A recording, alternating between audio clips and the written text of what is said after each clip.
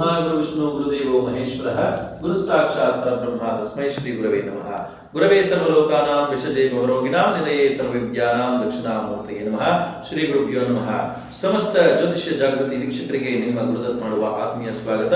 ವೀಕ್ಷಕರೇ, ನಿಮ್ಮಲ್ಲಿ ಯಾರಿಗಾದ್ರೂ ನನಗೆ ಯಾವಾಗಲೂ ನೆಗೆಟಿವ್ ಇರ್ತಾ ಇದೆ, ನನಗೆ ಯಾಕೆ ಕಷ್ಟ ಬರ್ತಾ ಇದೆ ಅನ್ನೋ ಒಂದು ಭಾವನೆ ಇದೆಯಾ, ಅಥವಾ ನಿಮ್ಮ ಮೇಲೆ ಯಾರೋ ಏನೋ ಮಾಟ ಮಂತ್ರ ಮಾಡಿಸಿದರೆ, ಅಥವಾ ಯಾವುದಾದ್ರೂ ಒಂದು ದೃಷ್ಟಿ ದೋಷ ಆಗಿದೆ ಅನ್ನೋದು ಯಾವುದಾದ್ರೂ ನಿಮ್ಮ ಮನಸ್ಸಲ್ಲಿ ಕುರಿತಾ ಇದ್ರೆ, ಅದು ನಿಮ್ಮಲ್ಲಿ ಆಸಕ್ತಿಯನ್ನ ಕಡಿಮೆ ಮಾಡಿಸಿ ನಿಮ್ಮನ್ನ ಕೆಳಗೆ ನೂಕುವಂತಹ ಪ್ರಯತ್ನ ಮಾಡ್ತಾ ಇರುತ್ತೆ. ಈ ಯೋಚನೆಗಳು ಕೆಲವೊಮ್ಮೆ ಹೊರಗಡೆಯಿಂದ ಆಗಿರಬಹುದು, ಆಗಿಲ್ದೇನೂ ಇರಬಹುದು. ಅಕಸ್ಮಾತ್ ಆಗಿದ್ರೆ ಅದಕ್ಕೆ ಸೂಕ್ತ ಪರಿಹಾರವನ್ನು ಮಾಡಬೇಕಾಗತ್ತೆ. ಅದಕ್ಕೆ ಮುಂಚೆ ನಾವು ನಮ್ಮಲ್ಲಿ ಒಂದು ಪರಿಹಾರವನ್ನು ಸೂಚಿಸ್ತೀವಿ. ಈ ಪರಿಹಾರವನ್ನು ನೀವು ಮಾಡ್ಕೊಳ್ಳೋದೇ ಆದರೆ ಸ್ವಲ್ಪ ಮಟ್ಟಿಗೆ ನಿಮ್ಗೆ ಅದರಿಂದ ರಿಲ್ಯಾಕ್ಸ್ ಇರುತ್ತೆ. ಮುಂದಿನ ದಾರಿ ನಾನು ಹೇಗೆ ಇಡಬೇಕು ಹೆಜ್ಜೆ ಅನ್ನೋದನ್ನ ನೀವು ಅದರಲ್ಲಿ ನೋಡಿಕೊಂಡು ಆ ಹೆಜ್ಜೆಗಳನ್ನ ಇಡ್ತಾ ಹೋಗ್ಬೋದು. ನಿಮ್ಗೆ ಅಲ್ಲಿ ಈ ರೀತಿಯಾದಾಗ ಏನಾಗುತ್ತೆ ಅಂದ್ರೆ, ನೆಗೆಟಿವಿಟಿ ಜಾಸ್ತಿ ಆದಾಗ ಒಂದು ಮಾರ್ಗದರ್ಶನ ಸಿಗೋದಿಲ್ಲ. ನಾವು ಏನೇ ಮಾಡ್ಬೇಕಂತ ಹೋದ್ರೂ ಅಲ್ಲಿ ಸಕ್ಸಸ್ ಸಿಗೋದಿಲ್ಲ. ನಾವು ಒಂದು ಕೆಲಸ ಮಾಡ್ಕೋಬೇಕು, ಆ ಕೆಲಸದಲ್ಲಿ ನಮ್ಗೆ ಫೋಕಸ್ ಸಿಗೋದಿಲ್ಲ. ಅಥವಾ ಮದುವೆಗೆ ಗಂಡು ಅಥವಾ ಹೆಣ್ಣು ಹುಡುಕ್ತಿದ್ರೆ ಅದು ಸಿಗೋದಿಲ್ಲ. ಅದೊಂದು ಬಿಲ್ಡಿಂಗ್ ಕನ್ಸ್ಟ್ರಕ್ಷನ್, ಹೊಸ ಮನೆ ಕನ್ಸ್ಟ್ರಕ್ಷನ್ ಮಾಡ್ತಿರ್ತೀರ, ನೆಗೆಟಿವ್ ಅಟ್ಯಾಕ್ ಆಗಿದೆ ಅನ್ಕೊಂಡೆ ಆ ಕೆಲಸ ಅರ್ಧಕ್ಕೆ ನಿಂತೋಗೋದು, ಅಲ್ಲಿರುವಂತಹ ಮೆಟೀರಿಯಲ್ಸ್ ಕಳ್ತನ ಆಗೋದಾಗಿರ್ಬೋದು, ಅಥವಾ ಅಲ್ಲಿರುವಂತಹ ಮೆಟೀರಿಯಲ್ಸ್ ಹೊಡೆದೋಗೋದು, ಅನಾವಶ್ಯಕವಾದ ಮತ್ತೆ ಖರ್ಚುಗಳು ಬರುವಂತದ್ದಾಗಿರ್ಬೋದು. ಈ ರೀತಿಯಾದ ವಿಘ್ನಗಳನ್ನೆಲ್ಲ ನಿವಾರಣೆ ಮಾಡಿ ನಮ್ಮಲ್ಲಿ ಇರುವಂತಹ ಆತ್ಮಶಕ್ತಿಯನ್ನು ನಾವು ಯಾವಾಗ ಹೆಚ್ಚಿಸ್ಕೊಂತೀವಿ, ಸಪೋಸ್ ಯಾರೇ ಏನೇ ಮಾಡಿದ್ರು ಅದು ಕೂಡ ತಟ್ಟದಿರ ನಮಗೆ ಅನುಕೂಲ ಆಗುವಂತಹ ಸಾಧ್ಯತೆಗಳಿರುತ್ತೆ. ಹಾಗಾಗಿ ಈ ಒಂದು ಪರಿಹಾರವನ್ನು ನೀವು ಮಾಡ್ಕೊಳ್ಳಿ. ಇದನ್ನ ಮೊದಲನೇದಾಗಿ ಹೇಳ್ಬೇಕಂದ್ರೆ, ಮೊದಲು ನೀವು ಮಂಗಳವಾರ ದಿವಸ ಆಂಜನೇಯ ಸ್ವಾಮಿಯ ಸನ್ನಿಧಾನಕ್ಕೆ ಹೋಗಬೇಕು. ಆಂಜನೇಯ ಸ್ವಾಮಿಯ ಸನ್ನಿಧಾನಕ್ಕೆ ಬೂಂದಿ ಲಾಡುವನ್ನು ತೆಗೆದುಕೊಂಡು ಹೋಗಬೇಕು.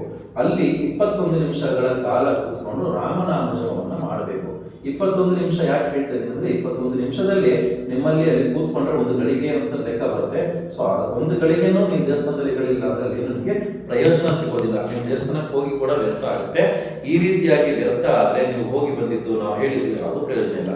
ನಾ ಹೇಳ್ತಿರುವಂತ ಪರಿಹಾರವನ್ನ ನೀವು ಶ್ರದ್ಧಾ ಭಕ್ತಿ ನಂಬಿಕೆಯಿಂದ ಮಾಡಿದ್ರೆ ಸ್ವಲ್ಪ ಮಟ್ಟಿಗೆ ನಿಮ್ಗೆ ರಿಲ್ಯಾಕ್ಸ್ ಸಿಕ್ಕು, ನಿಮ್ಗೆ ಅಲ್ಲಿಂದ ಮಾರ್ಗದರ್ಶನ ಸಿಗುತ್ತೆ. ನಿಮ್ಗೆ ಪರಿಹಾರ ಆದ್ರೂ ಆಗಬಹುದು, ಇಲ್ಲ ಮಾರ್ಗದರ್ಶನ ಸಿಗೋದಂತೂ ಖಂಡಿತ ಆಗುತ್ತೆ.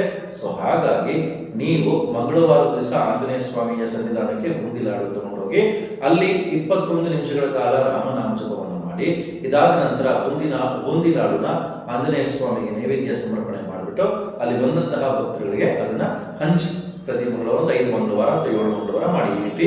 ಇದಾದ ನಂತರ ಆಂಜನೇಯ ಸ್ವಾಮಿಯ ಭಂಡಾರವನ್ನ ನೀವು ಇಸ್ಕೊಂಡು ಮನೆಗೆ ಬಂದು ಮನೆಯಲ್ಲಿ ಪ್ರಾರ್ಥನೆ ಮಾಡ್ಕೊಳ್ಳಿ. ಪ್ರತಿನಿತ್ಯ ಅದನ್ನ ಲೇಪನ ಮಾಡ್ಕೊಳ್ಳಿ. ನಿಮ್ಮ ಮನೆಗೆ ತಿಲಕವಾಗಿ ಅದನ್ನ ಧಾರಣೆ ಮಾಡಿ ಆ ಆಂಜನೇಯ ಸ್ವಾಮಿಯ ತಿಲಕವನ್ನ ಕೈನಲ್ಲಿ ಹೀಗಿಟ್ಕೊಂಡು ನೀವು ಮನಸ್ಸಿನಲ್ಲಿ ದೃಢ ಸಂಕಲ್ಪ ಮಾಡ್ಕೊಳ್ಳಿ. ಅದರಲ್ಲಿ ಪ್ರಾರ್ಥನೆ ಮಾಡ್ಕೊಳ್ಳಿ. ಜೊತೆಗೆ ಆಂಜನೇಯ ಸ್ವಾಮಿಯ ಆ ಕೃಪಾಶೀರ್ವಾದದಿಂದ ನನ್ನಲ್ಲಿರುವಂತಹ ಎಲ್ಲ ನಕಾರಾತ್ಮಕ ಶಕ್ತಿಗಳು ದೂರ ಆಗಲಿ, ನನಗಿರುವಂತಹ ಎಲ್ಲ ಕಷ್ಟಗಳು ನಿವಾರಣೆ ಆಗಲಿ ಅಂತ ಪ್ರಾರ್ಥನೆ ಮಾಡ್ತಾ ಆ ತಿಲಕವನ್ನ ಆಂಜನೇಯ ಸ್ವಾಮಿ ಭಂಡಾರವನ್ನ ನಿಮ್ಮ ಮನೆಗೆ ಮತ್ತು ನಿಮ್ಮ ಕಂಠಕ್ಕೆ ಮತ್ತು ನಿಮ್ಮ ಮಕ್ಕಳಿಗೆ ಲೇಪನ ಮಾಡಿಕೊಂಡು ನಿಮ್ಮ ಎಲ್ಲಾ ಕೆಲಸಗಳಿಗೆ ಹೋದ್ರೆ ನಿಮಗೆ ಸಕ್ಸಸ್ ಸಿಗುತ್ತೆ. ನೀವು ಇದನ್ನ ಒಮ್ಮೆ ಟ್ರೈ ಮಾಡಿ ನೋಡಿ, ಖಂಡಿತ ನಿಮಗೆ ಅನುಕೂಲ ಆಗುತ್ತೆ ಅಂತ ಹೇಳ್ತೀನಿ.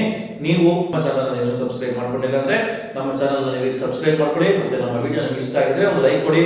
ಹಾಗೆ ನಿಮ್ಮ ರಿಲೇಟಿವ್ಸ್ ಫ್ರೆಂಡ್ಸ್ಗೆ ನಮ್ಮ ವಿಡಿಯೋನ ಶೇರ್ ಮಾಡಿ. ಸರ್ವೇ ಜನ ಸುಖಿನೋ ಭವಂತು. ಹರೇ ರಾಮ.